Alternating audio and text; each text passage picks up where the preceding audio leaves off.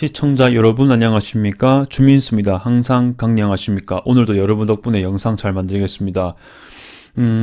제가 간혹 이렇게 모의평가나 모의고사를 하다 보면요. 한국사나 세계사를 풀이할 때가 있습니다. 이번에는 2026학년도 모의평가, 6월 모의평가죠. 세계사 과목이 있었는데요. 사회탐구 영역에 있습니다. 거기에 이번에 같은 경우는 세계사를 한번 풀어보려고 하는데 1번부터 20번까지 쭉 풀어보려고 합니다.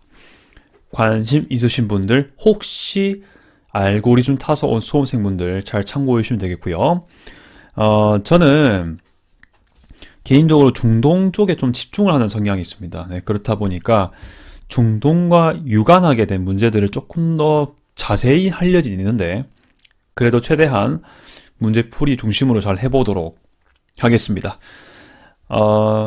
그리고 중동도 물론 중요하고 하지만 이렇게 요즘에 어떻게 세계사 문제가 나오는지도 좀 보는 게 중요할 것이고 이렇게 짧은 시간 내에서 모든 지역의 역사를 모두 다루는 건 아니지만 그래도 조금씩 고대부터 현대까지 이런 문제로 이런 시대가 다뤄질 수 있겠구나 이런 것들을 좀 가늠해 볼 수 있는 그런 시간이 되었으면 좋겠습니다. 네, 바로 거두절미하고 1번부터 보도록 하겠습니다. 문제 전체적으로 좀 지엽적인 문제가 있었는데 그리고 측면을 힌트로 줘서 결국 몰래 묻고 싶었던 주제를 묻는 것도 있더라고요. 네, 그런 것들 있을 때마다 좀 찝도록 하겠습니다. 1번 같은 경우는 자료는 쉽지 않은데 그래도 답은 아주 쉽게 풀 수 있는 문제였습니다. 일단 중왕국 시대라는 표현이 있거든요. 네, 이거는 이집트 왕조에서 쓰는 말이지 않습니까? 뭐 뒤에 시타토리우네우트 공주라든지 밑에 세누메오스 이르시의 2세 이렇게 나오는데 저도 처음 들어봅니다. 제가 영국 대형 박물관을 여행해 본 적도 있고 그리고 이집트 카이로에 박물관도 가본 적이 있는데 이러한 인물들을 제가 쉽게 접하지 못했던 것 같습니다. 무튼 그런 걸 몰라도 이런 것들은 이제 여러분 이집트 되게 전공하신 분 있잖아요. 뭐 애굽 뭐 그런 분들 있지 않습니까? 아니면 고대 근동을 공부하신 분들한테 여쭤보면 될 것 같고요. 일단 우리는 힌트를 잘 찝어봐야 할 것 같습니다. 상형 문자가 나오고요. 그리고 날강 이런 것들 나오지 않겠습니까? 그러면은 어떤 게 답이 돼야 될지는 너무 잘 알 거라고 생각하고요. 그러면 이집트 문명인 거를 너무나 쉽게 알 수 있을 것 같습니다. 따로 필기할 여지도 없습니다. 자, 그럼 바로 답을 보면요. 사자에서를 제작했다가 답이겠죠. 네, 길가메시 서사시 같은 경우는 메소포타미아 문명, 3번은 그리스 쪽이고요. 4번은 인더스 문명 쪽이고 5번은 중국 쪽이죠. 바로 패스하겠습니다. 답만 좀 1번이라고 적어보겠습니다. 2번 갑니다. 네, 가나 왕조에 대한 설명으로 옳은 것은 이것도 그렇게 어려운 문제가 아니긴 합니다. 일단 힌트가 좀 나오는데요. 이 문자 한자이긴 하지만 정통 한자가 아닌 느낌이 들죠. 분명 중국 주변 지역에 있는 어떤 유목민족들이 그 중에 하나가 이런 걸 도입했을 여지가 많아 보입니다. 일단 뭐 어떤 물자를 받아낼 만큼 군사력이 강했다. 중국보다 센 힘을 가지고 있는데 문화는 받아들인 그런 존재들인 것 같습니다. 가는 그렇다는 거죠. 나가 그렇다는 거네요. 가로부터 많은 물자를 받아낼 만큼 가는 중국의 왕조가 되겠습니다. 근데 보시면 나의 아주 중요한 힌트가 있죠. 탕구트족 이원호라는 인물이 있습니다. 탕구트가 세운 나라가 뭘까요? 서하지 않겠습니까? 이거는 공부해야 됩니다. 이거는 반드시 알아야 되는 것이고 수험생들이 꼭 알아야 되는 수험생들 여러분들 탕구트족 이원호를 모르면은 높은 등급 올라가기가 힘듭니다. 네. 송나라 시대에 교류했던 대외 관계를 공부하면서 꼭 알아야 되는 그런 개념이지 않겠습니까? 자연스럽게 서하 시대 때 중국은 송나라임을 알아야 하고 참고로 그때 우리나라는 그렇죠 고려였습니다. 그래서 가는 송나라, 나는 뭐 서하 이렇게 얘기를 할 수가 있겠네요. 그러면 바로 문제를 풀어보면 대도를 옮겼다. 대도는 뭐 원나라 아니겠습니까? 다른 시대, 좀 더 뒤로 가야 되는 시대고요. 2번. 과거제에서 전시를 실시했다. 전시는 뭔지 아십니까? 네, 전시는 쉽게 말하면 황제가 보는 앞에서 최종심을 보는 게 전시입니다. 네, 그게 과거제의 거의 끝판왕 단계, 끝단계라고 볼 수 있겠거든요. 이거는 우리나라 역시 받아들였던 적이 있습니다. 그것도 참고해서 보시고요. 무튼 이것을 실시했던 대표적인 왕조가 바로 송나라입니다. 송나라 과거제 특징이 바로 전시 실시라는 게 있거든요. 뭐 과거제를 처음 도입한 나라는 수나라지 않겠습니까? 그런데 송나라 때 이것을 또 개편 발전시켰던 그런 역사가 있죠. 그래서 가가 송나라가 맞기 때문에 2번입니다. 2번 뒤에 해놨습니다. 그렇게 하고 나를 보시면 연후 16주는 거란요에 해당되는 설명이겠고요. 맹한모국제 같은 경우는 뭐 여기에 서하가 아닌 그런 쪽이 되겠습니다. 네, 전연의 맥락을 맺은 쪽은 송나라와 거란이죠. 네, 그래서 다른 맥락으로 이해를 해야 될 것이다 라고 얘기하면 되겠습니다. 네, 2번의 답은 2번이었습니다. 자, 그 다음 3번 바로 가보겠습니다. 밑줄친 왕조에 있었던 사실로 옳은 것은이라고 문제에 나와 있는데요. 이것도 어려워 보이지만은 몇 개의 힌트만 잘 알면 풀 수 있는 그런 문제가 되겠습니다. 일단은 알면은 알만한 대로 위구르 무슬림들의 반란 진압이라는 것도 키워드가 될 수가 있습니다. 뭐냐? 전제가 있죠. 위구르 지역이 지금 이 어떤 나라의 영향권에 지금 들어갔다는 전제가 있습니다. 자, 그리고 뭐 폐하의 언덕 아래 종사하고 있다. 이미 지금 땅을 차지를 당해버렸네요. 그리고 정말 중요한 키워드가 있습니다. 번부가 있습니다. 역대로 이렇게 위구르를 차지했던 나라가 몇 안 되긴 하거든요. 그 중에 대표적인 게 바로 청나라가 있습니다. 네. 사실은 당나라도 실크로드를 차지는 게 있지만은 위구르 무슬림들의 반란을 진압하고 뭐 이런 역사가 그렇게 있는 건 잘 모르겠거든요. 아무튼 확실한 건 3번은 청나라에 대한 얘기란 사실입니다. 3번에서 그 번부를 좀 더 정리를 해보겠습니다. 번부는 뭐냐? 어떤 청나라가 있는데 그 이민족들을 관리하기 위한 그런 기관이거든요. 중앙 집권 강화를 위해서 지방 통치를 강화시키는 맥락이라 보면 되겠습니다. 이번원이라는 시설이 있습니다. 여기서 통과를 했고요. 번부를 처음 만들었던 사람은 우리가 너무 잘 알고 있는 홍타이지. 홍타이지가 1636년에 만들었다고 하는데요. 그 이후로 계속해서 이제 확장시켰고, 특히 번부가 완전 강화됐던 시기가 언제냐면은 옹정제 때. 청나라 3대 현제 중에 현재이면서도 전성기 황제 중에 한 명이죠. 그때 같이 보면 되겠습니다. 1636년에 우리나라 무슨 일이 있었습니까? 그렇죠. 병자호란이 있었습니다. 그렇게 같이 해서 얘기해 보면 되겠고요. 황소인화는 당나라가 멸망하기 직전의 얘기이긴 하죠. 그러니까 이제 당나라에서 5대 축국 넘어가기 전에 어떤 당나라 말기라고 보시면 되겠고요. 사고 전서가 편찬되었다. 참고로 1번에서 그 황소의 난이 일어날 때 그 진압할 때 중요한 역할을 했던 인물이 누군지 아시나요? 그쵸, 최치원입니다.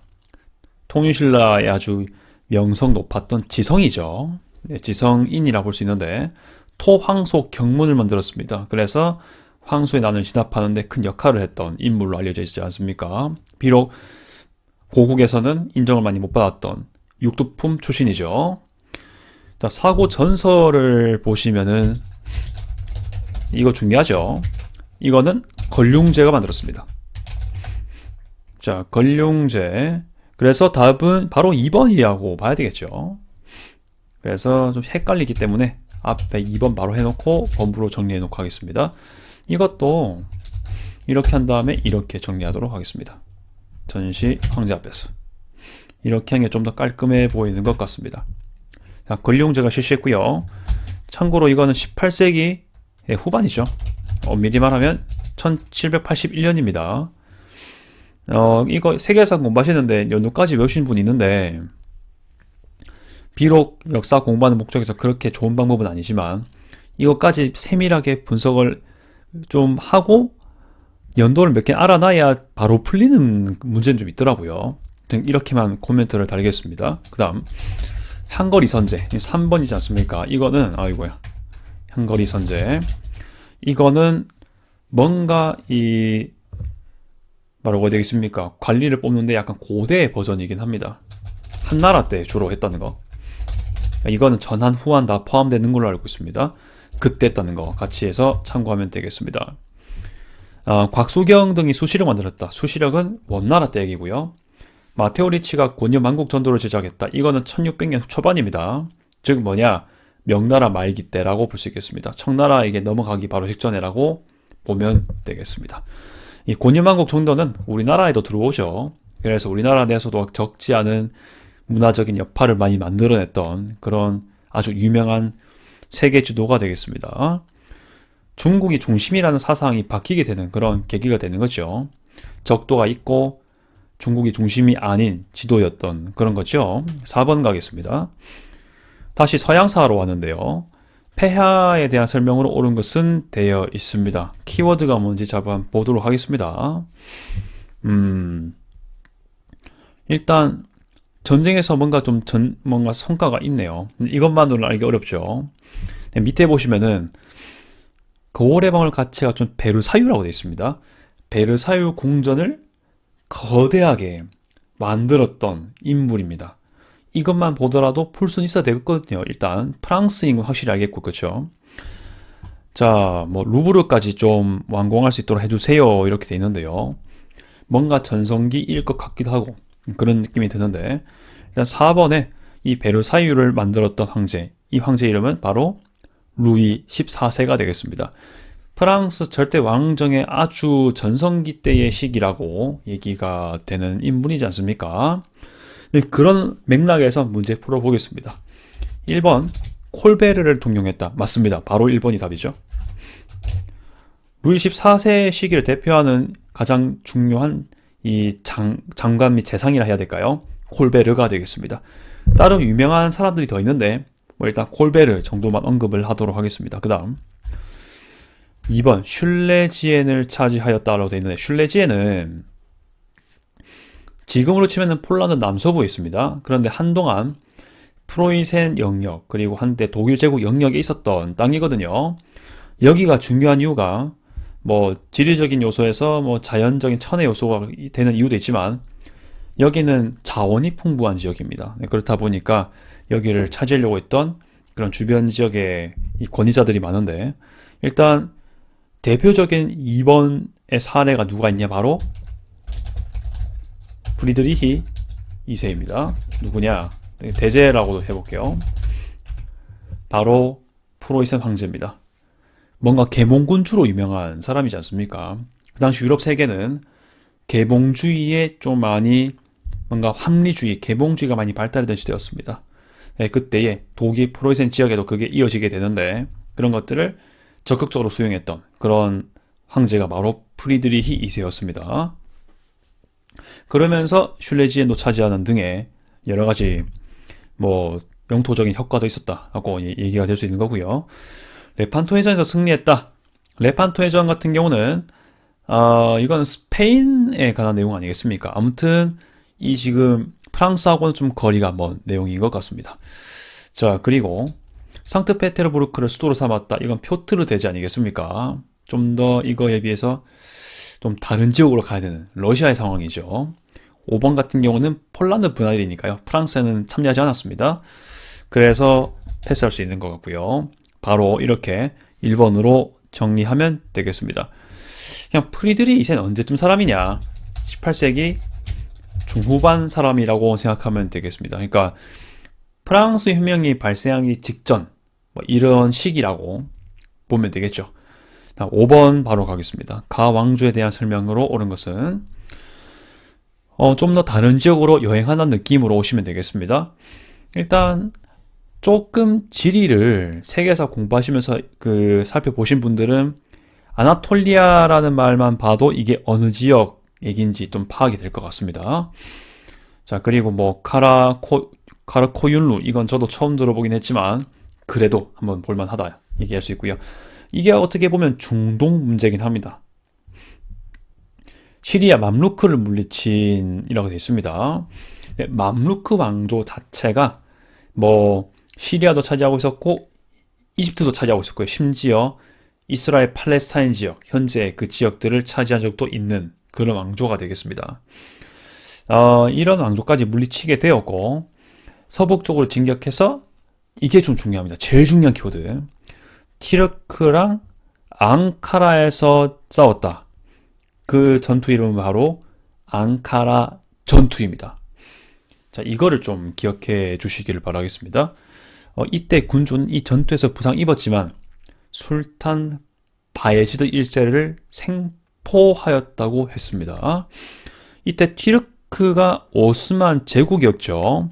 오스만 티르크인데 그때의 군주였던 술탄 바예지드 1세입니다. 생포했죠. 그리고 그 나라의 수도는 그러니까 이제 이 오스만 투르크 말고 오스만 투르크 상대 나라의 수도는 사마르칸트였다라고 되어 있습니다. 이거 3점 할만하네요. 익숙하지 않을 수도 있고 그리고 수도를 사마르칸트라는 걸 알아야 풀 수 있는 문제이긴 하니까요. 이 나라는 무슨 나라일까요? 네, 그렇습니다. 바로 티무르 제국입니다. 티무르 제국은 어떤 나라냐?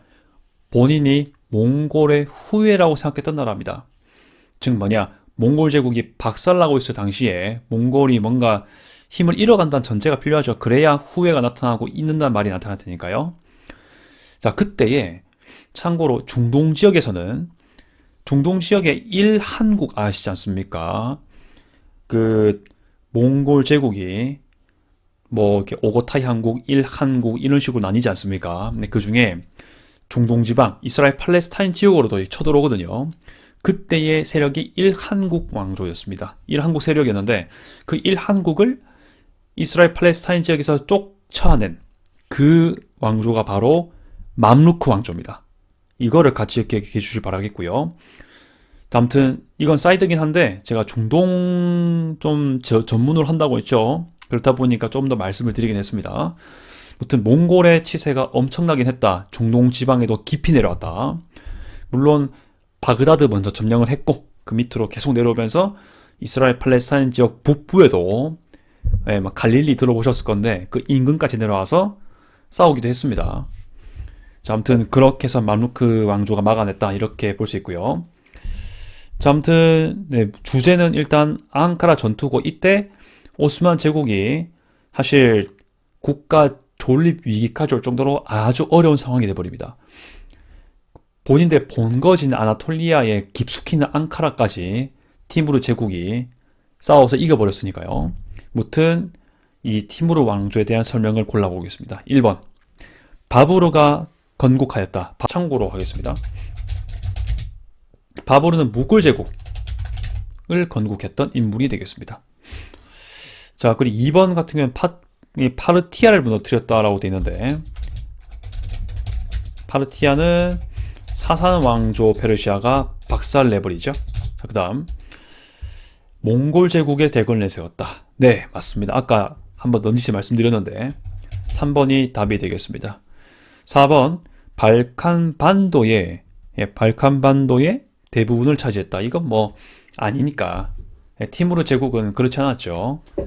발칸반도를 차지했던 나라 되게 많습니다. 오스만 제국이 사실 4번에 대한 답이 될 수 있는데 아마 이거를 대충 읽고 이건 뭐 아나톨리아 뭐 티르크 앙카라 나오니까 이거 오스만 티르크 아니야? 그래가지고 4번 해야지 할 수 있는데 그런 함정을 팠는 게 아닌가 생각이 되고요. 5번 시아파 이슬람교를 국교로 정하였다. 이런 나라도 되게 많은데 대표적인 나라를 말씀드리자면 뭐 이 시대에 지금 해당되는 시기에 동시대에 최대한 가까운 왕조를 언급한다면 바로 페르시아 지역의 사파비 왕조가 되지 않을까 싶습니다. 오스만 제국이 중동 지역의 서쪽을 대표했다면 동쪽을 대표했던 게 바로 사파비 왕조였습니다. 그 당시 그렇게 얘기를 할 수 있겠습니다. 자, 그 다음 얘기해 보겠습니다. 5번은 이렇게 패스하고요. 이 바브르는요, 6번에서 좀 더 조명하도록 할게요. 아예 그 무굴 제국 초중기 때 유명했던 황제가 많이 나오거든요. 그런 인물들을 아예 싹 정리를 해보도록 하겠습니다. 자, 가 황제의 재위 시기 때 볼 수 있는 모습이라고 언급이 되어 있는데요. 지금 보시면 원정에 나서는 어떤 그림이 나옵니다. 지금 어떤 황제가 나오죠.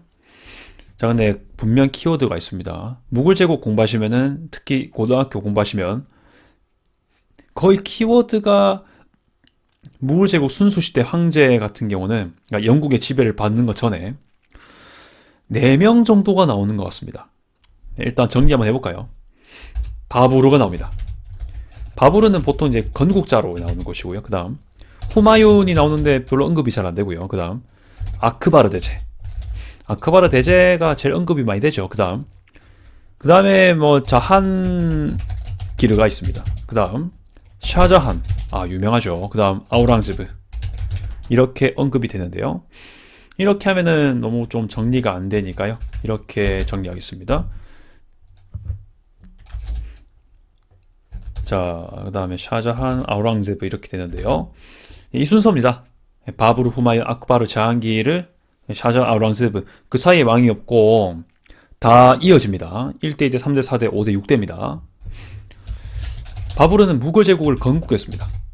그 다음 후마윤은 따로 언급이 별로 없고, 아크바르 같은 경우는 뭘로 알고 계시죠?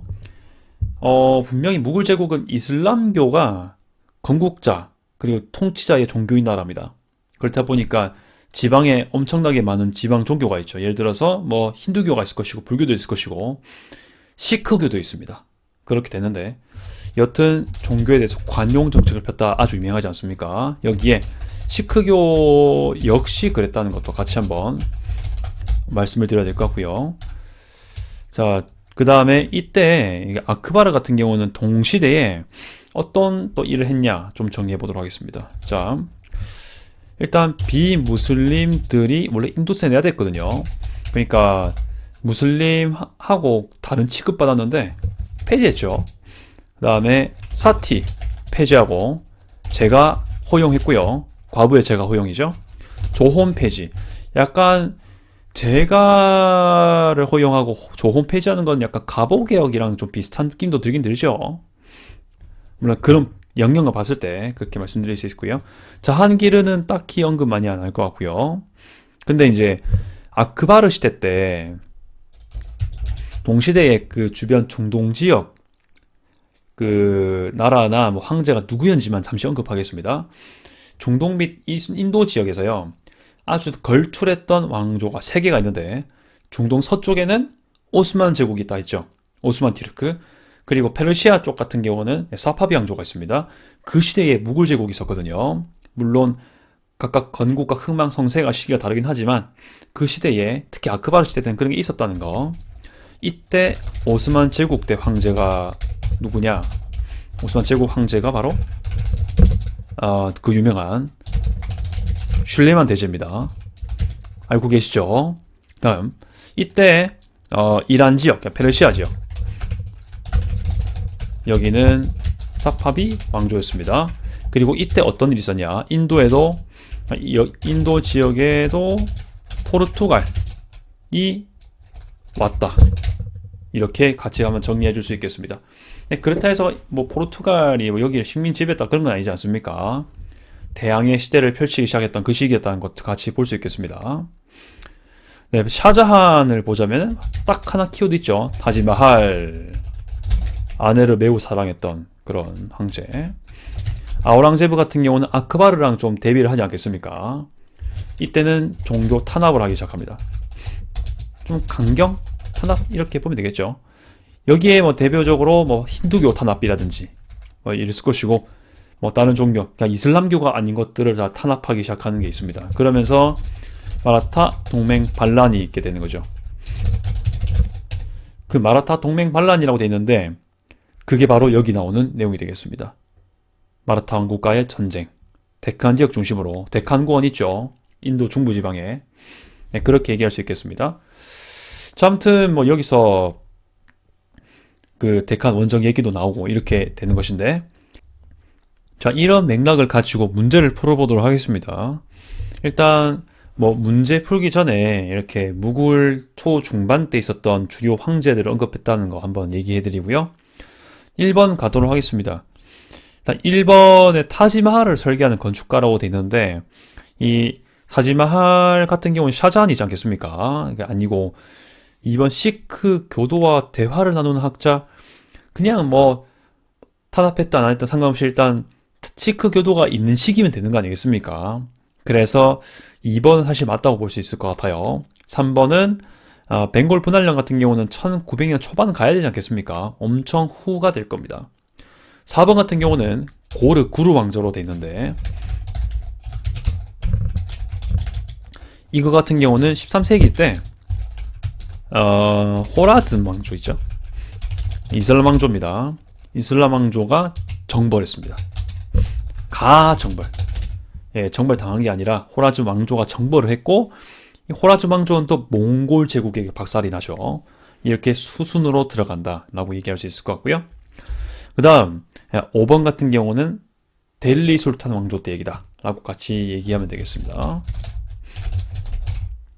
네, 그래서 일단 가능한 답이 될 수 있는 거, 가장 적절한 걸로 물어본 거니까요. 답은 2번이라고 볼 수 있겠습니다.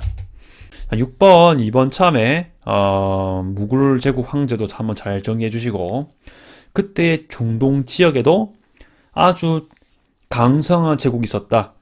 오스만 제국이랑 사파비 왕조가 있었다. 이렇게 같이 한번 정리하면 되겠습니다. 자, 7번 가도록 할게요. 자, 7번도 참 재밌는 문제인데, 이 황제가 누군지 몰라도 풀 수 있는 문제, 국가 자체의 정황을 알면 되는 문제이긴 한데, 저는 이게 약간 중동과 좀 관련이 있어서 조금 더 파고 들어가 보도록 하겠습니다. 일단 고등학교 수준에서만 좀 풀어보겠습니다. 크레타는요, 뭐 알다시피 동지중해에 있습니다. 황제가 될 것이다라는 예언이 퍼지고 있다고 되어 있는데, 크레타 탈환이라는 얘기가 나오죠. 그 말은 뭐냐? 뺏겼다가 다시 수복한다라는 의미가 있습니다. 동지중해에서 크레타를 차지했던 적이 있는데 그거를 뺏겼다가 다시 회복하는 왕조가 누가 있냐 말됐고요. 근데 누구한테 뺏겼냐? 무슬림에게 뺏겼습니다. 누가? 가가요. 자, 그렇게 되고 있고, 그들은 바그다드 중심으로 세력을 유지하고 있던 세력들입니다. 자, 그리고 이때 좀 헷갈릴 수 있으니까 좀 더 시기를 구체화시켜 주고 있는데요. 신흥왕조 파티마까지 얘기를 하고 있습니다. 참고로 파티마는요, 자, 이건 알아볼 수 있기 때문에, 파티마 왕조 같은 경우는 흥기 한 곳은 일단 주로 발달하기 시작한 데가 이집트이긴 하거든요. 그래서 한번 보시면 10세기에서 12세기쯤에 흥망성쇠가 있었던 왕조가 되겠습니다. 네, 파티마 왕조 같은 경우는 파티미가 파티마죠. 파티마란 말 자체가요, 우리 그 이슬람 세계에서 선지자가 무하마드지 않겠습니까? 그 딸내미 이름이 파티마거든요. 그 이름을 따서 만들었습니다. 자, 그 파티마가 있는데, 그 파티마 왕조의 특징이 뭐냐면은, 뭐 여러 가지가 있지만, 일단 여기도 시아파 왕조가 되겠습니다. 그리고 시아파 중에서도 이스마일파입니다. 그 중에서도 7이만파. 이게 뭐냐면요, 그 정통 칼리프를 포함해서 무함마드 사후에 누가 이 무함마드의 이슬람교를 이끌어갈 것인가에 대한 논쟁이 많이 있었는데, 뭐 아부바크르라든지 뭐 후세인, 뭐 오마르 되게 좀 있거든요. 그런 대를 잇는 지도자가 있는데 7대까지 인정해주는 게 7이만파가 되겠습니다. 아무튼 있습니다. 아무튼 그게 특징이다 라고 볼 수 있고, 참고로 이 파티마 왕조는 누구한테 멸망했을까요? 네, 아유브 왕조에게 멸망했고요. 아유브 왕조에서 가장 유명한 사람이 누가 있습니까? 참고로 살라딘이 있습니다. 살라후딘이라고 해야 좀 더 가까운 발음이긴 한데, 네, 그렇게 이어지면 될 것 같다 말씀드리고, 이 아유브 왕조가 뭘 했습니까? 그쵸, 십자군 전쟁에 가담이 많이 되었죠. 그렇게 같이 해서 보면 되겠습니다. 자, 그렇게 배경 설명해 드렸고요. 자, 그러면은 이때 동시대에 그러면 뭐 이집트라든지 그쪽 중심으로 파티마가 있었다면 중동 중간에 그러니까 뭐 이라크나 바그다드 이쪽에는 어떤 왕조가 있었을까요? 네, 그렇습니다. 아바스 왕조가 있었다라고 같이 봐야 되겠습니다. 아바스 왕조의 수도가 바그다드였죠. 뭐 이거랑 대비돼 가지고 우마이야 왕조 많이 언급하는데 우마이야 왕조의 주요 수도는 다마스커스죠. 이렇게 구분하면 될 것 같습니다. 네, 바그다드 이렇게 좀 나온다. 그러면 이 아바스 왕조가 이렇게 흥기했을 때 동지 중에서 크레타가 뺏겼다가 차지해야 되는 그 왕조는 누굴까요? 그쵸. 동로마 제국이 되겠습니다. 비잔틴 왕조죠. 비잔틴 제국이죠. 그렇게 볼 수가 있겠습니다. 그럼 결국에는 비잔틴 제국과 아바스 왕조를 묻는 문제가 되겠습니다. 가겠습니다. 1번 가겠습니다. 베르댕 조약으로 분열되었다. 이거는 프랑코 왕국이죠. 2번 군관구제와 둔전명제를 실시했다. 이게 답이 되겠습니다. 넓은 그 땅을 효율적으로 분배하기 위해서 지방 통치를 강화시키고 그거를 중앙 집권시키기 위해서 이런 제도를 실시했다는 거죠. 군관구제. 뭐 다스리는 지역에 따라서 좀 구별하고 그리고 그 지역에서 농사짓고 그 지역에서 바로바로 뭔가 필요한 걸 채워 먹게 하는 둔전명제 아니겠습니까? 뭐 완전 똑같진 않지만 굳이 좀 시스템을 비교하자면은 서유럽의 봉건제하고도 좀 견줄 만한 제도라고 하는데 일단은 뭐 말은 그렇습니다.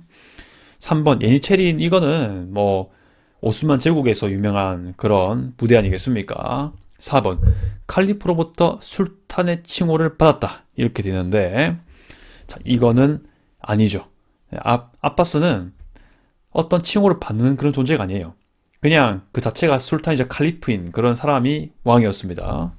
칼리프는 주로 종교적인 의미가 있는 대빵, 술탄은 세속적인 의미가 있는 대빵인데 둘 다 이슬람 세계에서 통하는 그런 존재가 되겠습니다. 중동 쪽이라 보니까 제가 좀 공부하는 게 좀 이런 데서 말 많이 나오긴 해요. 5번 이베리아 반도까지 영토를 확장했다. 이건 후 우마이야 왕조가 되겠습니다. 이 왕조가 나중에 발전해서 뭐 예를 들어서 코르도바에 메스케타 같은 유적도 만들고 뭐 알함브라 궁전도 만들고 그렇게 되는 거죠. 후예들이 그렇게 이어지는 겁니다. 아무튼 7번의 답은 2번이고 참고로 이때 그 황제가 될 것이다라고 실제로 누가 황제가 되긴 해요. 예, 그 이름이 누구냐면요. 포카스예요. 포카스가 이 크레타 정복을 담당하게 되거든요. 포카스가 나중에 황제가 되는데 제가 알기로 나키포로스 2세인 걸로 알고 있습니다.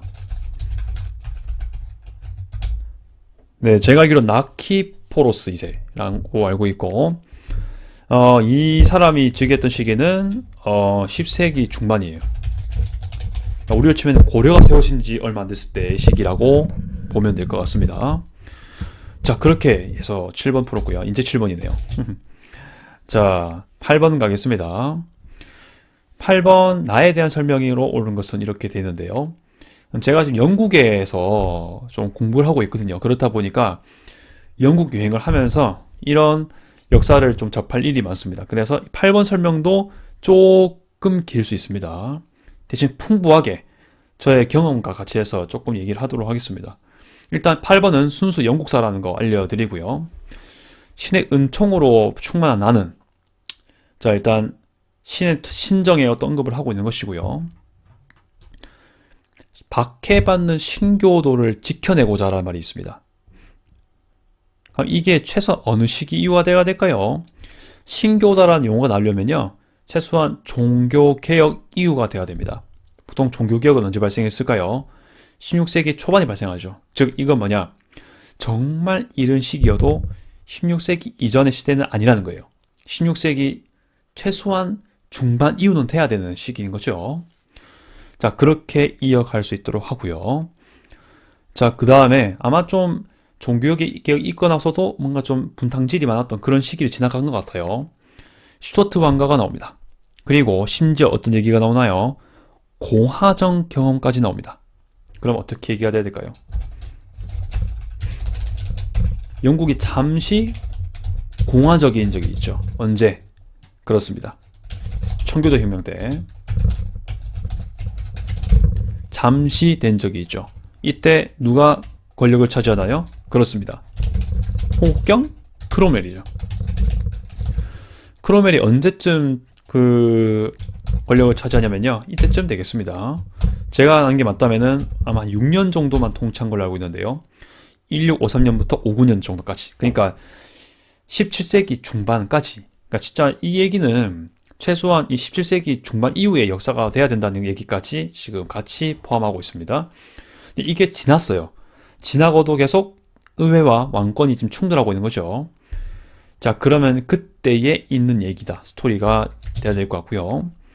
자, 이때 뭐 주교랑 뭐 용기를 보여주고 이렇게 얘기를 하고 있습니다. 종교의 자유를 복원한다라고 되어 있습니다. 자, 그리고 이것들을 위해서 뭐 수장으로서 이 신민들을 위해라고 되어 있습니다. 즉 종교의 자유가 늘어나게 되는 계기가 되는 사건이 되는 거죠. 자, 그러면은 최소한 어떤 시기가 돼야 될까요? 그렇습니다. 바로 명예혁명 시기가 되어야 이런 말이 나올 수 있겠죠. 이건 언제쯤일까요? 1688년입니다. 명예혁명 때 그 의회권 강화되고 시민권도 강화되고 이렇게 얘기하지 않습니까? 종교권도 강화되고요. 그러니까 이제 종교의 자유에 이게 어느 계기로 가능했냐? 일단 왕이 2명이 생깁니다. 어떻게 생기나요? 그렇죠. 공동왕 윌리엄 플러스 메리죠. 네, 윌리엄 왕이랑 메리 여왕 이 두 왕이 공동왕이 추대되면서 의회의 힘을 빌려가지고 명예혁명도 가담이 되고 플러스해서 이때 어떤 문서가 나옵니까? 그쵸. 권리장전이 바로 그 다음 해에 나오게 됩니다. 자, 그렇게 되는 배경 설명이 바로 이 문서 내용이 되겠습니다. 그래서 문제를 풀어야 될 것 같고요. 1번 가면 수장법. 수장법은 뭐냐면은 영국이 기존의 가톨릭 교황의 영향을 많이 받았습니다. 근데 이제 안 해, 그렇게. 영국에서의 개신교인 국교도. 네, 다른 뭐, 그것도 있긴 하겠지만 대표적으로 국교도죠. 국교도 이 결정을 왕이 한다. 이렇게 얘기를 하죠. 교황의 영향을 받지 않고. 이걸 누가 했습니까? 헨리 8세가 있죠. 헨리 8세는 매우 아주 정치 외에도 다른 일상사에서도 좀 논란과 이야기가 많은 왕이긴 합니다. 이것이야말로 종교개혁 시기쯤에 발생했던 사건이라 얘기할 수 있겠습니다. 이때쯤 일어났어요. 1534년. 종교개혁이 일어난 지 20년도 안 된 시기이긴 합니다. 그런 배경에서 발생했다라고, 종교개혁기 때 발생했다라고 말씀드릴 수 있을 것 같고요. 영국에서는 이 어떤 왕의 정책으로 인해 가지고 카톨릭으로부터의 좀 독립적인 행동이 나타난다라고 보면 되겠고요. 그 다음 호국경 취임했다. 이건 이미 언급했죠. 호국경 크로멜 얘기했습니다. 패스하고요. 무적 함대야 펠리페 2세인가 아실 거니까 패스하고요. 답은 4번이죠. 네, 권리 장전 승인했다. 제가 스코틀랜드 에딘버러에 간 적이 있는데 기회 되면 나중에도 사진을 보여드리겠지만 제가 진짜 생판 처음 들어보는 어떤 법 판사? 뭐 그런 역사적인 인물입니다. 그에 대한 언급을 하는 어떤 청동판이 있어요. 어떤 벽에 붙어 있던데 거기에 있던 문서 글을 해석해 보니까 공동왕 윌리엄 메리 여왕이 나오더라고요. 그러니까 진짜 어떤 좀 작은 거리였어요. 근데도 그런 사소하고 소소해버린 거리에도 이렇게 공동왕 윌리엄 메리 왕이 언급된다는 건 참 그런 왕들이 일으키고 영향 미쳤던 범위가 참 세세하다. 영국 내에서 이런 걸 좀 느낄 수가 있었습니다. 자, 그 다음 낭특 칙령을 반포했다. 이건 뭐 가볍게 넘어가시죠. 네, 앙리 4세 이렇게 같이 한번 얘기해 또 오는 걸 하고요. 주로 16, 17세기에 묻는 문제였는데 종교개혁하고도 관련되어 있던 문제가 되겠습니다. 이거랑 같이 해서 지금 종교개혁과 관련해가지고 독일 내용이 안 나왔죠. 루터, 칼뱅 이런 얘기도 같이 한번 스위스 포함해서 나와야 되겠네요. 같이 한번 공부해 주시면 좋을 것 같습니다. 그 다음 자 9번 가도록 하겠습니다. 자, 어려워 보이겠지만은 한 번 다 들어봤을 거기 때문에 그렇게 어려울 필요가 없을 것 같습니다. 키워드가 나오죠? 돌걸입니다. 사실 세계사를 공부하다 보면요, 그 고등학교 세계사 공부하다 보면은 퀼택인 비석 나옵니다. 뭐 이 정도는 알아야 될 것 같고요. 좀 더 밑으로 내려가 보면 돌걸은 참고로 동서 분열이 되죠. 동돌걸, 서돌걸로 분열이 되면서 쪼개지고 하나씩 하나씩 순차적으로 박살이 나기 시작합니다. 네, 그러면서 이 분열된 돌걸을 누가 좀 지배를 할까요? 그렇죠. 당나라가 지배를 하게 됩니다. 당나라 얘기예요. 지금 이 얘기하는 것들은요. 자, 결국에는 뭐 당나라 묻는 문제니까 결국에는 간단하게 문제 풀 수 있을 것 같고요. 뭐 3점이긴 한데 1번 장건, 서역 이거 한나라죠. 남북쪽 분열을 종식했다. 이거 끝냈다는 거니까요. 수나라가 통일시켰죠. 3번 몽골군의 침입으로 멸망했다. 이거는 뭐 어떻게 되겠습니까? 뭐 남송, 뭐 금나라 다 포함되겠죠. 일단 돌고래 아닌 것 같고요. 돌고래 아니고 4번 탈라스 전투를 벌였던 게 바로 당나라지 않겠습니까? 그렇죠. 4번입니다. 이때 당나라 대표 장군이 고선지 장군이었죠. 고구려 유민 출신이 되겠고요. 이 당시 이슬람 세력대 왕주가 뭐였을까요? 이거는 한번 적어볼게요. 탈라스 전투할 때에 상대방 나라였던 이슬람 세력은 아바스 왕조였습니다. 그러니까 아바스 왕조의 치세가 진짜 넓었다는 겁니다. 중앙아시아까지 갔다는 거예요. 즉 실크로드의 그 무역권을 장악하기 위해서 소위 이슬람권이랑 즉 중동권 국가랑 이 동아시아권 국가가 크게 싸움을 벌였던 그런 곳이라고 여겨지는 것 같습니다. 물론 1억 전투를 겪으면서 당나라에도 역시 이 이슬람 세력들이 많이 들어오게 되죠. 자, 그 다음 카이펑 함락하고 황제를 포로로 잡아갔다. 이거 하려면은 바로 카이펑은 뭐 북송의 수도로 유명하죠. 네, 그게 누구한테 박살났나요? 네, 금나라한테 박살이 났습니다. 그러면서 이 사건을 뭐라 부릅니까? 황제가 잡혀갔죠. 정강의변입니다. 그래서 북송은 결국 남송으로 바뀌게 되고요. 밑으로 내려가게 됩니다. 시기로 치면은 1127년일 거예요. 12세기 초반? 네, 이렇게 볼 수 있고, 이때 우리나라는 문벌귀족 시대였습니다. 자, 10번 가겠습니다. 인물에 대한 설명으로 옳은 것은 되는데요. 저는 10번 문제가 좀 어려웠다고 생각합니다. 왜냐하면은 뭐 다른 것도 키워드를 볼 수 있겠지만 제가 봤을 때는 고등학교 수준에서는요 딱 하나만 키워드로 나오는 거예요. 지금 왼쪽에는 뭐 성베드로 성당 오케이 바티칸에 있는 거지 않습니까? 오케이 그 정도는 알고 있을 테지만 사실 이것만 봤을 때 종교개혁 얘기인가? 이렇게 볼 수 있겠지 않겠습니까? 근데 선지에는 종교개혁의 시대 얘기가 없어요. 근데 딱 유일한 키워드가 되는 말이 뭐냐? 바로 레오 3세입니다. 레오 3세는 교황도 있고 황제도 있거든요. 근데 일단 여기서는 성하라고 나오니까요. 교황일 겁니다. 그러면 도대체 이 레오 3세가 교황인데 이 교황이 어떤 황제를 세웠을까라고 알아야 되는 거죠. 근데 여러분들은 어떤 황제가 즉위를 하게 되었고 그때 교황이 도와줬더라라고 배우셨을 테지만 이건 거꾸로예요.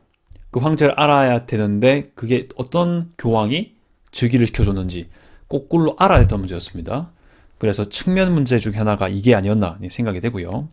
참고로 이때의 레오 3세가 즉위시켜준 황제는 바로 카롤루스 대제입니다. 이거를 반드시 알아야 됐던 문제였고요. 그냥 알아야 돼요. 네. 이게 어떻게 보면은 뭐 굳이 말씀드리자면은 1등급, 2등급을 가를 수 있는 문제 중에 하나가 아니었을까 생각되고요. 자, 일단 바로 보겠습니다. 하지만 이제 이게 카롤루스 대제인 것만 알면 선단은 쉬워집니다. 가겠습니다. 1번 카롤루스 왕조를 개창했다. 이건 피핀이죠. 정확히 말하면 피핀 3세. 다음 2번 교황총을 아비뇽으로 옮겼다. 이거는 좀 더 뒤시기일 거니까 당연히 제할 수 있긴 하겠지만 전 풀이를 할게요. 교황청이 원래는 로마에 있지 않습니까? 이탈리아 중부에 있는데 교황권이 약화되면서 아비뇽 유수가 되지 않겠습니까? 그때 은근슬쩍이 이것을 옮기게 했던, 강압적으로 했던 유명한 프랑스 국왕이 있는데요. 이것도 한번 정리하셔야 될 것 같습니다. 이때 프랑스 국왕이 누구였냐면요. 필립 4세입니다. 네, 필리프 4세라고도 볼 수 있겠죠. 이게 프랑스어로 하자면요. 필리프 4세가 이것을 1309년쯤에 하는 걸로 알고 있습니다. 자, 이때 이 필리프 4세가 또 어떤 일을 했나를 보겠습니다. 프랑스 내에서 중앙의 집권 강화를 많이 시키는 그런 왕이거든요. 참고로 카페 왕조입니다. 꽤 오래 갔던 왕조죠. 자손이 계속 잘 이어졌던 왕조로 유명하고요. 카페 왕조이고 또 이거는 참고만 하면요. 잘생겼대요. 네, 미남왕이었다고 합니다.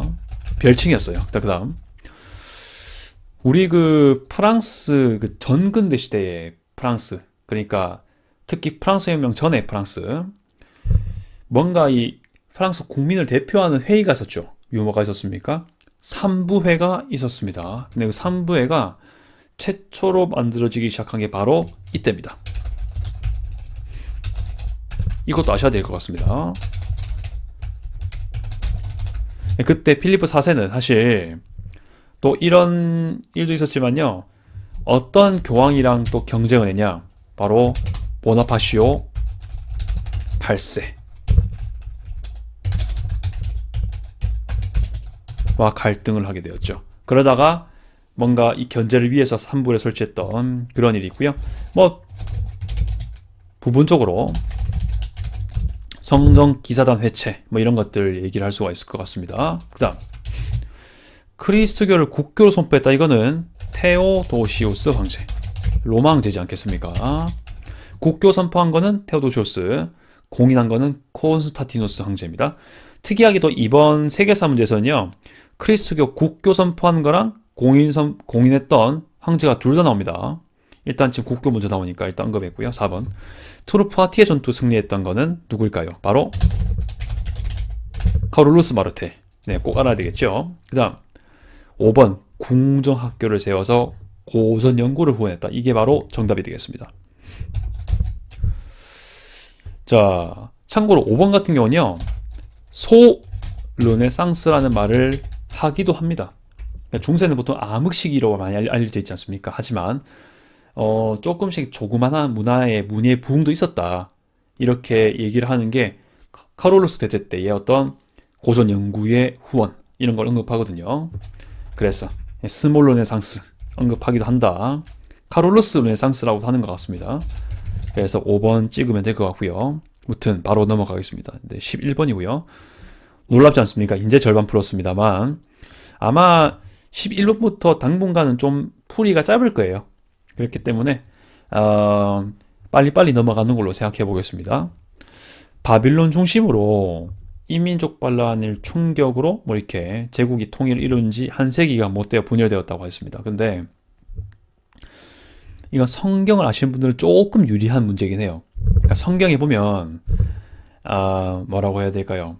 뭐 다니엘 시기 때 다니엘 성경을 보면은 다니엘이 뭐 느부갓네살 왕 때 바빌론 시기 아니겠습니까? 네, 그렇게 얘기가 나오기도 하고요. 그다음 이 바벨론이 누구를 박살냈던 걸로 성경에 언급되냐면요. 아수르를 박살낸 그런 왕조로 알려져 있지 않습니까? 그런 게 성경에도 나와요. 다니엘 시기 포함해서요. 네, 그렇게 되는데 이걸 모르더라도 이제 일단은 고등학교 세계사에서 좀 공부를 했으면 풀 수 있는 문제긴 합니다. 무튼 뭔가 바빌론을 표시해야 될 것 같고요. 민족 반란했던 것도 표시해야 될 것 같고요. 파라오 네코 2세 이거는 역시 아까 말씀드린 대로 고대 근동을 전공했다든지 이 메소포타미아 지역을 좀 많이 아시는 분들께 여쭤보면 될 것 같습니다만 우리는 몰라도 볼 수 있습니다. 시리아 차지하고 유프라테스 강을 유역으로 진출했고 이렇게 얘기하지 않겠습니까? 자, 그리고 뭐 계속 읽어보면 되겠고요. 메디아 군대랑 다른 어떤 함께 최후의 보르트 하란성, 하란 같은 경우도 유프라테스에 있는 아주 유명한 그런 역사적인 도시죠. 그렇게 같이 한번 언급해 봐야 될 것 같습니다. 그러니까 메디아랑 뭐 바빌론 세력들이 같이 짝짝꿍해서 박살낸 그런 나라가 바로 뭘까요? 아까 언급했다시피 아수르입니다. 근데 우리가 잘 알고 있는 건 아시리아이긴 하죠. 그래서 11번은 아시리아에 대한 걸 물어보고 있습니다. 아시리아는 뭐 평가기론 서아시아 문명을 최초로 통일했던 왕조로도 알고 있긴 하죠. 분열돼 있던 서아시아, 메소포타미아 지역을요. 그리고 수도는 니네베가 되겠습니다. 그리고 왕립 도서관이 아주 유명한 그런 게 알려져 있는, 제가 대형 박물관, 그러니까 런던 대형 박물관 여행했을 때 이 니네베, 그러니까 이제 아시리아 지방에서 가져왔던 여러 가지 유적들이 있더라고요. 유물들이 있더라고요. 전시가 돼 있습니다. 뭐 지혜 도서관이라고 하면서. 그래서 저는 그거를 물증으로 보고 왔어요. 아무튼 그런 것도 같이 겸해서 여러분들께 알려드리겠습니다. 영국 여행할 일이 계시면요, 꼭 런던에 가시면 대형 박물관 공짜로 여행하시기 바랍니다. 예약을 해야 되지만은 공짜로 여행이 가능하기 때문에 식민주의, 제국주의 역사에 대한 좀 뭔가 반성, 뭔가 배려, 이런 것에 대한 맥락이 있지 모르겠는데, 일단 대형 박물관은 예약만 잘하면 공짜로 갈 수 있는 그런 곳이긴 합니다. 물론 현장에서 가능하면 예약을 해서도 들어가긴 하겠지만, 무튼 그렇습니다. 자, 11번의 답은 일단 5번이에요. 됐습니다. 자, 1번 아니니까 패스하고요. 인도에 관한 거죠. 그리고 시기상으로 또 다릅니다. 2번 알렉산드리아 건설은 아니겠죠. 이건 알렉산드로스 제국에 관한 내용이겠죠. 3번은 사사망조 페르시아일 거고요. 4번은 마라톤 전투. 아케메네스 페르시아긴 한데 이거는 아시리아보다 뒤의 시기가 되겠습니다. 5번이 답이죠. 패스하겠습니다. 이것도 어떻게 보면 중동 문제긴 했는데, 좀 학계로 말씀드리면은 고대 근동, 그러니까 이제 근동이라 해야 좀 더 맞는 영역의 역사입니다. 12번 가겠습니다. 자, 설명에 대한 설명이 난다. 우리나라에 대한 설명이라고 되어 있네요. 자, 이것도 나라만 맞추면 되니까 간단하게만 보고 넘어가도록 하겠습니다. 일단은 에스파냐와 함께 싸웠던 이런 얘기가 나오고요. 독립 문제가 나오고 식민지가 나옵니다. 대강 봤을 때 뭔가 제국주의 시대인 걸 알 테고, 어떤 식민지가 있는데 에스파냐랑 싸운 적이 있던 곳입니다. 자, 그러면 그리고 필리핀 병합까지 얘기 나옵니다. 힌트가 꽤 많이 나오죠. 어떻게 봐도 이래 봐도 저래 봐도 미국과 관련돼 있다는 얘기임을 알 수 있을 겁니다. 그러면 1번 페리함대를 파견했다. 바로 1번이죠. 미국과 관련된 문제였습니다. 2번은 프랑스이고요. 3번은 영국, 4번은 포르투갈, 5번은 네덜란드. 이렇게 간단히 보고 넘어가면 될 것 같다고 얘기하고요. 예상대로 쉬운 문제 2점 문제였습니다. 13번 가겠습니다. 13번이야말로 또 어떻게 보면 측면으로 나온, 대충 보면 틀릴 수 있는 문제가 되겠고요. 1등급을 가를 것까지는 아니고 한 2, 3등급 정도는 가를 수 있는 문제가 아닐까 싶은 생각이 드는데, 그래도 난이도가 낮진 않은 그런 문제에 속합니다. 왜냐하면 사라예보가 나오기 때문에 이것만 봐서 딱 1차 세계대전에 관한 건가 싶을 수 있거든요. 하지만 함정에 빠질 우려가 있습니다. 가겠습니다. 참고로 유고슬라비아 자체가 1차 세계대전이 끝난 다음 발생했습니다. 틀렸죠. 그래서 1차 세계대전 발발 당시 시기가 아닙니다.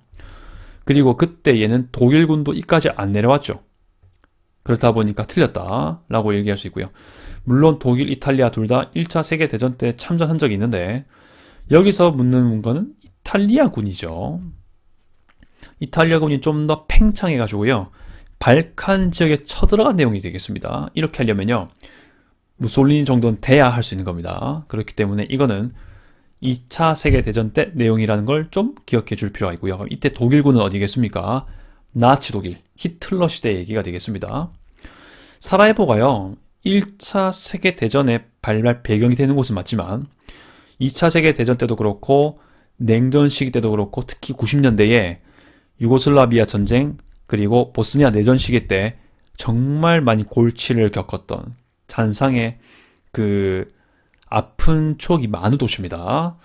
그래서 사라예보를 좀 입체적으로 좀 알아가기 위한 문제다라고 생각하시면 되겠습니다. 그리고 이때 등장하는 또 이 유고슬라비아 영웅이 있죠. 바로 티토입니다. 티토가 이렇게 이탈리아가 쳐들어오고 나치 독일이 쳐들어왔을 때, 그렇죠.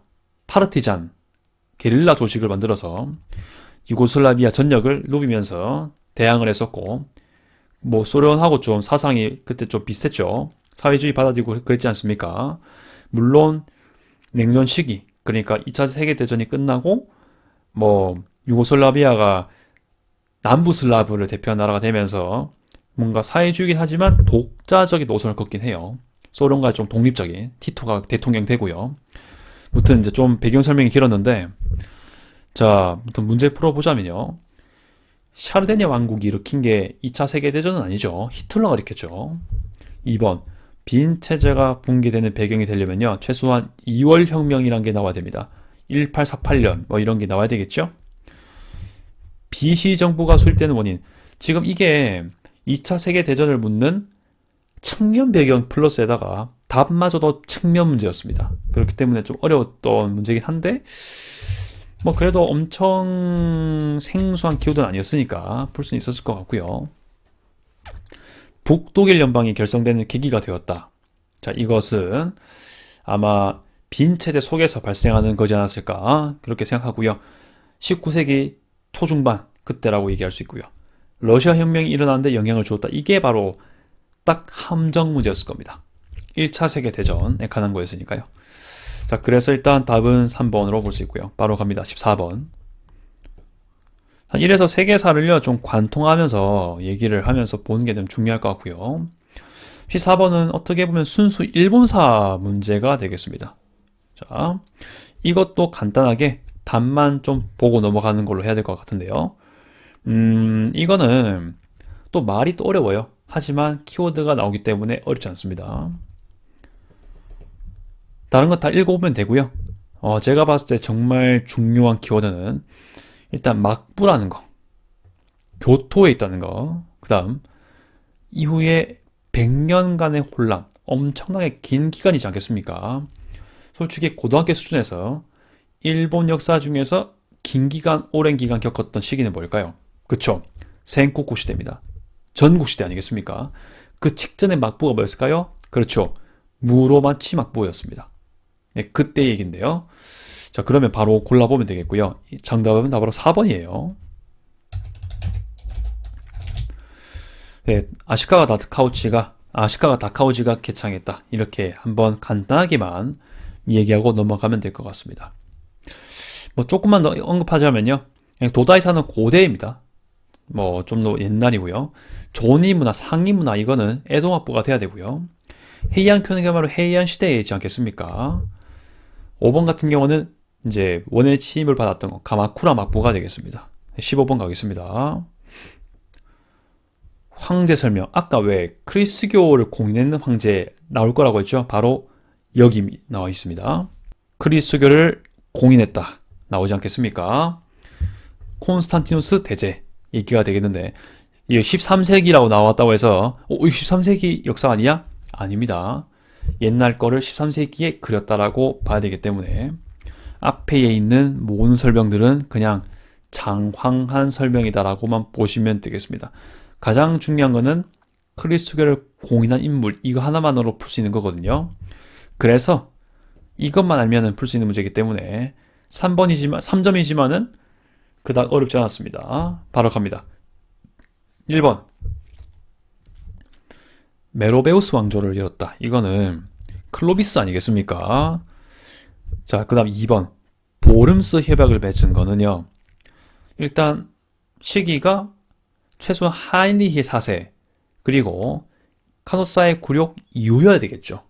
근데 크리스토를 공인한다는 건 완전 옛날입니다. 완전 시기가 다르죠. 3번 필기만 해보겠습니다. 클레르몬 공회를 소집한 사람, 십자군 전쟁의 발발 배경이 되지 않습니까? 우르바누스라고도 하긴 하는데 이탈리아어로 하는 거겠죠. 우르바노 2세입니다. 그렇게만 정리하고요. 4번 유명하죠. 유스티니아누스 법전을 편찬한 사람, 바로 아주 유명한 그쵸? 유스티니아누스 대제. 비잔티움의 중흥을 이끌었던, 동로마 제국의 중흥을 이끌었던 갈라진 동로마 제국 시기에 내선 전성기였던 인물이 되겠습니다. 영토도 이탈리아 일부를 회복하기도 하고요. 대충 로마 제국의 상당 부분을 회복했던 인물로 알려져 있고요. 5번이 답이죠. 콘스탄티누스 대제는 그 이름을 따서 콘스탄티노폴리스로 수도를 옮겼다. 이렇게 나중에 오스만 제국에게 정복을 당하죠. 이름 바꾸죠. 뭘로? 이스탄불로 바꾸게 됩니다. 이것만 정리하도록 하겠습니다. 5번 관련해 가지고요. 이것은 언제까지 가냐? 1453년까지 갑니다. 그 이후로는 이스탄불로 이름 바뀌고요. 자, 그렇게 되는 것이고, 이때 이스탄불을 바꾸고 또 콘스탄티노폴리스를 점령했던 사람은 바로 술탄 메호메트 2세, 오스만 제국 출신입니다. 자, 이 인물이 했던 정책 중에 하나가요, 베오그라드 공방전입니다. 물론 실패해요. 이게 바로 지금 제가 요즘에 올리고 있는 여행 영상입니다. 제가 지금 세르비아 여행한 거 베오그라드 거 올리고 있거든요. 그게 이 콘스탄티노폴리스를 점령했던 오스만의 술탄 메호메트 2세가 정복 사업을 했던 것 중에 일환이라 볼 수 있겠거든요. 하지만 막히긴 해요. 하지만 몇십 년 지나가지고 결국 오스만 세력이 해가지고 베오그라드 세르비아 지역마저도 오스만 수중에 들어가긴 합니다. 네, 그렇게 같이 얘기할 수 있을 것 같고요. 이것도 역시 중동 관련된 거여서 여러분들께 소개해드렸습니다. 자, 그 다음 16번 가도록 하겠습니다. 좀 더 현대사로 앞으로는 가겠죠. 자, 밑줄친 기억시기에 대한 설명으로 옳은 것을 완전 건너뛰게 되네요. 괌에서 대통령이 발표했던 외교선언. 자, 괌에서 발표했다고 합니다. 그렇게 되면은 미국이 돼야 되겠죠. 미국이 괌을 차지했으니까. 내용 자체가 뭐 현재 인도차이나 반도와 그 태평양 지역에서 낮은 자세를 취한다고 했던, 그리고 핵무장 국가가 위협하는 경우에만 개입한다고 했던 대통령의 발표와 어긋난다. 이렇게 얘기하고 있다는 것이죠. 즉 뭐냐? 이 내용 자체가 지금 외교 노선에 관한 설명인 거예요. 그러면 이 괌에서 발표한 외교 노선, 더 이상 이 캄보디아라든지 뭐 이렇게 태평양 지역에서의 그 지역 정부나 지역 세력에 대한 간섭을 줄인다는 얘기지 않겠습니까? 딱 뭐겠습니까? 닉슨 독트린이죠. 근데 여러분들 아셨습니까? 닉슨 독트린의 별칭이 있습니다. 뭐냐? 괌 독트린입니다. 괌에서 발표했다고 해가지고 괌 독트린이라고도 부릅니다. 이것도 같이 해서 배경 지식으로 알면 되겠고요. 이것을 세계에 선포한 건 1970년이고요. 처음으로 선포하기 시작한 거는 1969년입니다. 그럼 뭐냐? 결국에는 지금 지난한 10년간이니까요. 대충 60년대에 무슨 일이 있었냐를 물어보는 거라고 생각하면 되겠습니다. 그러면 풀 수 있겠죠. 1번 마셜 계획은 40년대입니다. 2차 세계대전이 끝나고 직후죠. 그쯤 시기.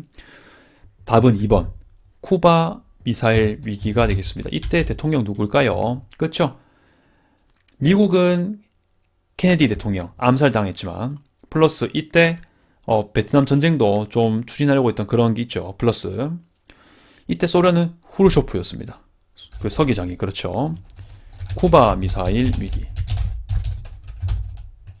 1962년이고요.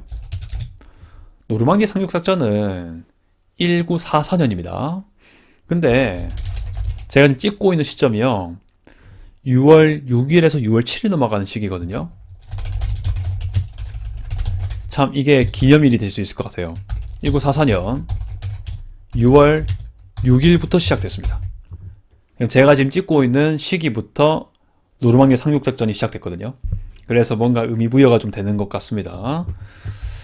자, 이게 8월까지 가는 걸로 그렇게 되어 있죠. 무튼 약 2개월 동안 아주 짧고 굵은 작전이 시작되는 게 있습니다. 그렇죠? 이거는 제2차 세계대전에 뭔가 반전을 이끌어 온 사건이 되겠습니다. 지금 제가 영국에 있다고 했죠. 영국인 입장에서 주변에 노르망디 여행할 때가 좀 있는데, 그러니까 노르망디 상륙작전 할 때 연합군들이 영국에서 출발했지 않습니까? 네, 그래서 좀 더 관련된 지역들 여행해 볼 계획인데요. 무튼 이렇게 좀 같이 얘기하고요. 그 다음 4번 이건 아니니까 40년 되니까 빼고요. 5번 아시아 태평양 경제협력체를 출범시켰다. 이거는 1989년에 만들었습니다.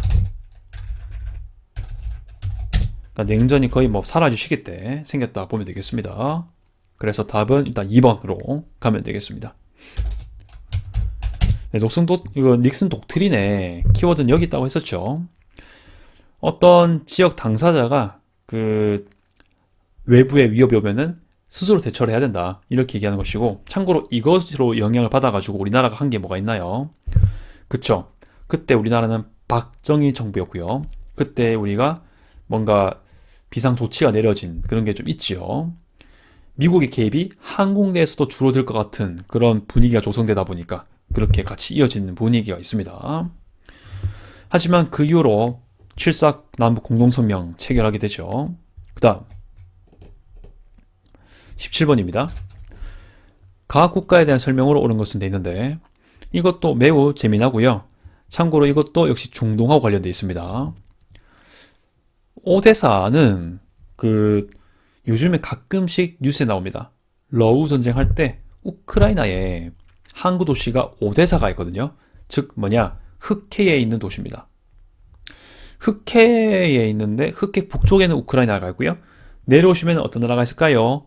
티르키가 있고 서쪽에는 발칸반도가 있습니다. 자, 그걸 조금 알아두시면 좋을 것 같고요. 모르더라도 볼 수 있습니다. 러시아는 오스트리아, 헝가리 등의 동맹국이 누구랑 전쟁을 일으키는 데 성공했다라고 되어 있는데, 자, 불가리아도 개입돼 있어요. 자, 이건 좀 지우도록 해야 되겠고요. 이렇게까지 판이 끌어들여지려면 이때 가는 뭐가 나와야 될까요? 그렇죠. 오스만 제국이 나와야 합니다. 드디어 오스만 제국이 제대로 문제가 나오기 시작하는군요. 자, 그럼 오스만 제국에 대한 설명을 묻는 거 바로 답은 1번이죠. 탄지마트를 단행했다. 은혜개혁이라고도 부르는데요.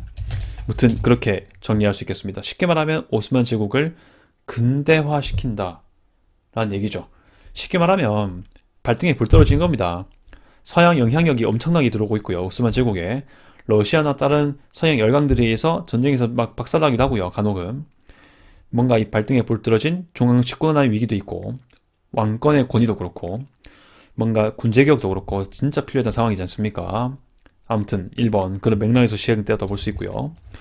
2번 방공협정, 이거 한번 정리해 보겠습니다. 자, 방공, 군대에 익숙하신 분들은요, 이게 하늘을 막는 협정인가? 이렇게 볼 수 있겠지만 여기서 말하는 공은 공산주의를 얘기합니다. 즉 뭐냐, 그 당시 공산 세력들의 대표적인 단체가 코민테른이지 않겠습니까? 맞습니다. 공산 세력들을 막기 위한 협정이었습니다. 근데 이거 누가 했습니까? 그쵸, 투축국들이 있습니다. 언제? 1936년에 했습니다. 처음에 흥기했던 나라가, 이걸 처음 만들었던 최초 국가가 독일, 일본이죠. 물론 일본 군국주의 국가 나치 독일이었죠. 그러면서 나중에 이탈리아가 끼게 되죠. 처음에는 사상적인 측면에서의 동맹이 강했는데 갈수록 전쟁을 준비하면서 뭔가 좀 더 뭐라고 해야 될까요? 공격적인 성격이 강해지는 그런 협정이라고 얘기해야 되겠죠. 무튼 그렇다. 소련에 대한 견제를 목적으로 하긴 했다라고 얘기를 할 수 있을 것 같고요. 자, 미얀마를 식민지로 삼았다. 이건 뭐 영국이고요. 플라시 전투에서 패배했다. 이거는 프랑스. 하와이를 편입했다. 미국이 되겠죠. 18번 가겠습니다. 자, 이것도 뭐 빨리빨리 풀이할 수 있을 것 같은데 일단 몇 개의 배경 지식이 힌트가 됩니다. 여러분들이 익숙하게 봐야 될 키워드는 뭐냐? 바로 파쇼다입니다. 파쇼다는 19세기 후반에 일어났다는 걸 대충 아셔야 되고요. 그리고 이때 영국과 프랑스가 개입됐다. 이건 뭐 중학교 수준으로도 나온 거 아니겠습니까? 반드시 알아야 될 개념이 되겠습니다. 이거 틀리면은 진짜 제가 진짜 말씀드릴 수 있는 게 일단 틀리는 걸 떠나가지고 파쇼다라든지 이걸 모른다. 그럼 5등급 아래라고 봐야 되겠습니다. 그보다 더 모를 수 있는. 자, 그렇게 얘기할 수 있고요. 알면 이제 그 위로 올라가는 것이라고 얘기할 수 있겠습니다. 다시 말씀드리지만 중학교 역사에도 파쇼다 사건 나오는 걸로 제가 알고 있습니다. 자, 그리고 이제 여기서는 파쇼다 문제는 아니니까요. 근데 일단 이 시기 때 벌어졌던 것이고 뭔가 이 홍장이 나오네요. 조선 사람은 아닌 것 같은데 중국 사람이죠. 그 제국시 시대 아니겠습니까? 청나라 사람일 겁니다. 근데 수도가 털렸다고 나오네요. 무슨 사건입니까? 바로 베이징 북경 함락입니다. 언제 발생했나요?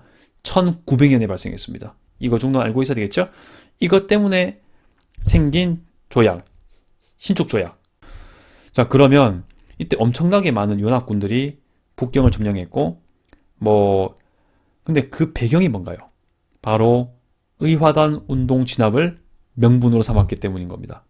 자, 그러면 가야 들어갈 것은 바로 의화단 운동이죠. 자, 의화단 운동을 이렇게 어렵게 문제내는 것이고요. 의화단 운동과 관련돼 가지고 그 시기 때 아프리카 세계에서는 파쇼다 사건이 발생했죠. 연대기적으로 맞아 떨어지거든요. 참고로 이거는 1898년에 발생했습니다. 그리고 이것에 의해서 함락 이렇게 되는 거 있죠. 이거는 1900년입니다. 이렇게 같이 해서 시기가 맞아떨어진다라고 얘기하면 되겠습니다. 천두슈 등이 운동하고 주도했다. 이거는 신문화 운동 정도는 돼야 되겠죠. 청년 운동 이런 거 돼야 되겠죠. 일펀 군주제 절대 그럴 리가 없죠. 천도 전부들이 이거는 태평천국 운동이 돼야 되겠고요. 에로 사건 빌미로 촉발되었다. 이거는 제2차 아편 전쟁일 것이고요. 답은 5번이죠. 이들은 어떤 사상을 취했냐? 네 글자로 하면은 부청멸량이죠. 기존의 청조를 유지하고 서양 세력을 몰아내자는 거거든요. 그러면서 철도 파기도 하고 선교사 죽이기도 하고 기독교를 탄압하기도 하고 여러 가지 합니다. 네, 그렇게까지 설명이 됐을 거라고 생각이 되고요. 이제 두 문제 나왔습니다. 벌써. 그러니까 그 후반으로는 제가 조금씩 풀이를 빨리 하는 것 같아요. 그에 대한 설명으로 옳은 것은 19번 가겠습니다. 뭔가 어려워 보이지만은 생각보다 쉽게 생각하면은 빨리 풀 수 있는 문제가 되겠습니다. 의회가 나옵니다. 탄압했대요. 그의 행동이 탄압했대요. 그런데 그의 행동으로 의회를 탄압했는데 그 의회가 지금 어떤 아주 중요한 문서를 만들었습니다. 자, 어떻게 이것을 해야 되는지 봐야 될 것 같네요. 조국을 위태롭게 만들었던 사실 인민이 그에게 위임한 권한을 철회시켜야 된다는 불신임의 요구가 이렇게 얘기가 나오는데요. 보니까요. 근데 이것만 봐서는 모를 수가 있죠. 그런데 결정적인 힌트가 있습니다. 어디 있냐? 바로 제7조에 있습니다. 제7조가 빠지면요. 사실은 문제가 정말 방향성을 잃을 수가 있는데 파리가 나옵니다. 프랑스 혁명 때 뭔가 그 원인이 배웠던 국왕에 대한 얘기가 돼야 되겠죠. 바로 루이 16세가 되겠습니다. 루이 16세가 그러니까 전쟁 비용에 대한 걸 감당하기 위해서 삼부회를 소집했죠. 그랬다가 된통당하게 되는 얘기 이렇게 이어지게 되는 것인데 일단 답을 말씀드리자면 바로 2번이죠. 네, 간단하게 풀고 넘어가는 겁니다. 대통령 당선되었다. 아직 그 시기가 아닙니다.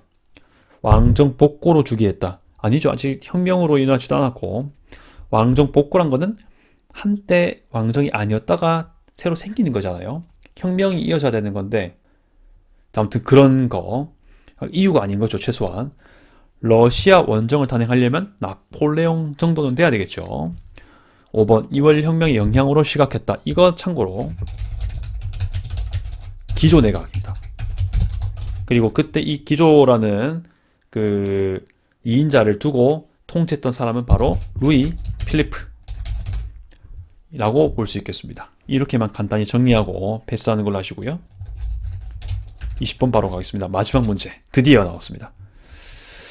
보통 20번 문제는 이렇게 냉전 시기 때 뭔가 꼭 그렇진 않지만 상당히 많은 영역에서 이런 20번이나 뭐 10번 후반 위치에 이런 문제 꼭 나오더라고요. 반제국주의, 반식민주의 맥락으로 하는 운동, 즉 비동맹 중립, 제3세계 운동이 나오는 그런 문제가 언급이 되겠습니다. 보시면 여기서는 뭐 알제리, 모로코, 튀니지, 민족 자결, 특히 제가 지금 많이 관심 있어 하는 연구 주제, 연구 분야인 팔레스타인, 이스라엘 쪽도 나옵니다. 팔레스타인 아랍인의 인권 투쟁, 그리고 뭐 인도네시아에 관한 것도 나오긴 하는데 뭐 여러 가지가 나옵니다. 이런 것들에 대해서 반식민주의 투쟁, 제국주의가 벗어난 지 얼마 안 된 시기잖아요. 이게 지금 그렇지 않겠습니까?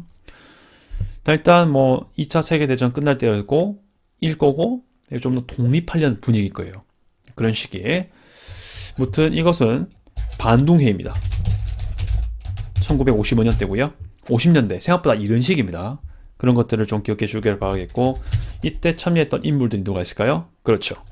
바로 인도의 네루, 나세르 대통령, 이집트지 않겠습니까? 이집트 나세르 대통령은 참고로 52년에 자유청년단에 의해서 쿠데타를 일으켜가지고 기존에 있었던 왕조를 박살내고, 그러니까 영국과 같이 부역을 했던 왕조가 있거든요. 박살내요. 그래서 순수 공화국으로 만들어요. 리퍼블릭으로 만들고 아랍공화국으로 만들고 군부가 통제하는 그런 사회로 만들게 됩니다. 나세르 시기 때 발생했던 정말 유명한 전쟁이 몇 개 있죠. 제2차 중동전쟁, 제3차 중동전쟁이 있죠. 이것도 설명하면 길긴 한데 일단 수에즈 국유화 정책을 펼치죠. 2차 중동전쟁의 배경이 되죠. 3차 중동전쟁은 6.1전쟁인데 이때 이집트가 사실 뭐 다른 아랍 국가와 함께 이스라엘을 선제 공격하려고 했었는데 그걸 먼저 이스라엘 알고 완전히 쑥대밭 만들죠. 그래서 큰 승리로 이끌게 되긴 합니다. 하지만 나세르는 이 라디오, 방송을 이용해서 이기고 있다는 식으로 얘기를 하고 이렇게 하지 않겠습니까? 아무튼 이런 역사가 있습니다. 그 다음 이렇게 해서 뭐 등등, 그리고 중국의 쪼우언라이, 주은내라고도 부르죠. 참여했다라고 정리하면 되겠습니다. 자, 그러면은 어떤 게 답인가 보면 되겠습니다. 바로 답은 1번이죠. 네, 그렇게 하면은 되겠습니다.